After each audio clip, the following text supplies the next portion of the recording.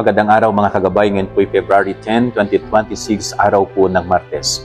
Ako po si Father Marvin at ang ating Ebanghelyo hango sa Ebanghelyo ni San Marcos, chapter 7, verse 1 to 13. Napakaganda po ng Ebanghelyo na ito. Ito mga Pariseyo ay nakikipag-usap sa ating Panginoon sapagkat napansin nila na kumakain sila na hindi man lang naguhugas ng kanilang kamay. Pero ano po ang nais ipaliwanag ng Panginoon dito? No, ipinapaalala po niya, ano nga ba ang tunay na mahalaga? Ano nga ba ang dapat nating unahing linisin? Yung panlabas ba o yung panloob? Kung sa mga Pariseyo, mahalaga na nililinis ang panlabas muna, kay Jesus hindi po. Mas maunang linisin daw ang loob.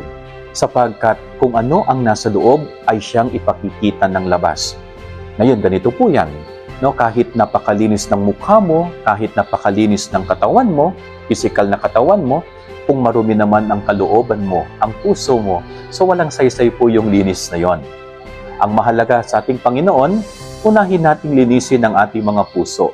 Unahin muna nating linisin ang pangloob na ating pagkatao, yung budhi natin.